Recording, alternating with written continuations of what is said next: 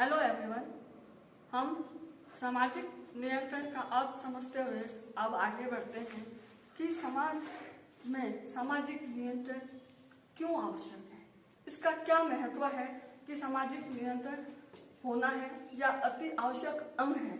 तो इसके संबंध में हम बात करेंगे कि सामाजिक नियंत्रण का महत्व क्या है। महत्व का मतलब है इसकी उपयोगिता। ये उपयोगिता क्यों है?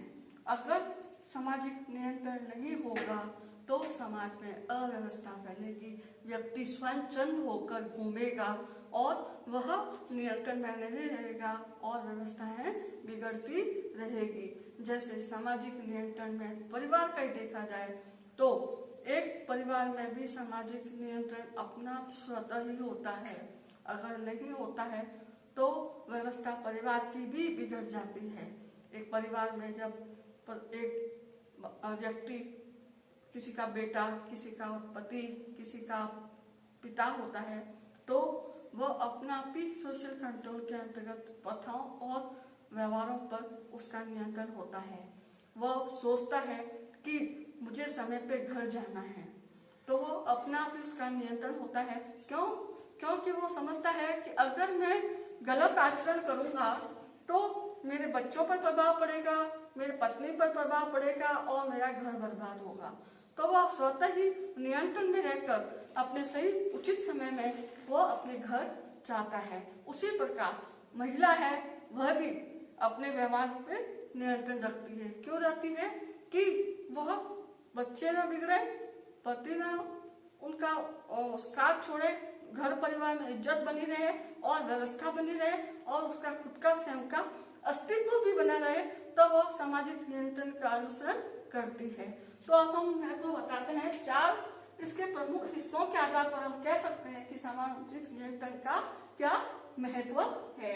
पहला है सामाजिक संगठन की स्थिरता बनाए रखना, यानी कि समाज में जो सामाजिक संगठन है उसको बनाए रखने के लिए सामाजिक नियंत्रण होना आवश्यक है। वरना अपने महाभारत में कहते हैं ना, एक तीर जावे एक मीर जावे और व्यवस्था अटी उटी हो जाए। लेकिन जब संगठन होता है तो वह व्यवस्था सुचारू रूप से चलती है और व्यवस्था बनी रहती है। फिर है परंपराओं की रक्षा करना।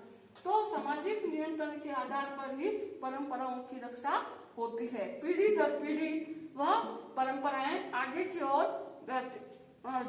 संचालित होती है और हमारे सामाजिक नियंत्रण के द्वारा ही यह संभव हो पाता है। और फिर है समूह में एकता। वही समाज और संगठन और परिवार सभी जगह इन सामाजिक नियंत्रण के द्वारा ही समूह में एकता संभव है। फिर है सामाजिक सुरक्षा। सामाजिक नियंत्रण के द्वारा ही हमें सामाजिक सुरक्षा, शारीरिक और मानसिक सुरक्षा भी प्रदान होती है। इसके द्वारा ही जब व्यक्ति अपने व्यवहार को नियंत्रित करता है तो प्रत्येक व्यक्ति एक दूसरे से नियमित और संयमित रूप से आचरण करता है, जिससे कि उन परिवार और समाज में रहने वालों को भावना और मानसिक रूप से सुरक्षा प्रदान करता है। और किसकी वजह से? कि सोशल कंट्रोल के द्वारा। फिर है व्यक्तिगत व्यवहार। जो व्यक्तिगत व्यवहार है वो भी सामाजिक नियंत्रण के द्वारा वह नियंत्रण होता है और स्वच्छंद व्यवहार पर रोक लगती है और व्यक्ति एक नियम अनुसार अपना जीवन व्यतीत करता है और जिससे कि व्यभिचार है, अव्यवस्था है, वो समाज में नहीं फैलता है।